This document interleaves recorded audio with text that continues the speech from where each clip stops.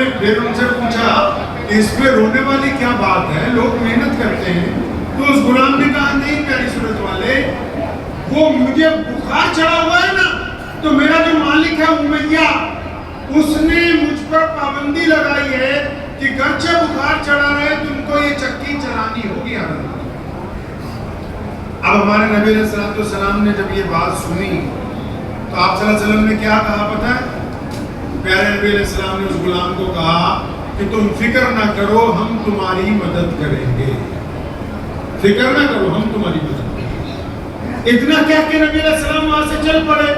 جب آپ صلی اللہ علیہ وسلم چلے گئے تو غلام سوچتا ہے کہ بہت سارے لوگ اس شاہراہ سے گزرتے ہیں, راستے سے مجھے روتا ہوا بھی دیکھتے ہیں, مجھے پوچھتے بھی ہیں, لیکن آج تک کوئی پلٹ کے نہیں آیا. ابھی وہ یہ سوچ ہی رہا ہے کہ نبی علیہ السلام واپس تشریف لے آئے اور آپ صلی اللہ علیہ وسلم کے ایک ہاتھ میں کھجوریں اور دوسرے ہاتھ میں گرم دودھ کا پیالہ ہے. آپ علیہ السلام نے اس غلام کو کھجوریں کھلائیں, دودھ پلایا اور پھر اس کو کہا کہ تم آرام کرو.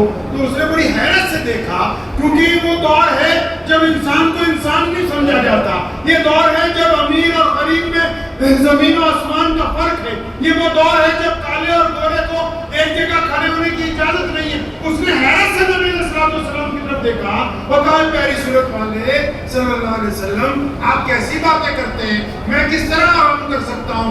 اگر میں یہ آرام کروں گا تو یہ چکی کون چلائے گا؟ تو نبی علیہ السلام نے کیا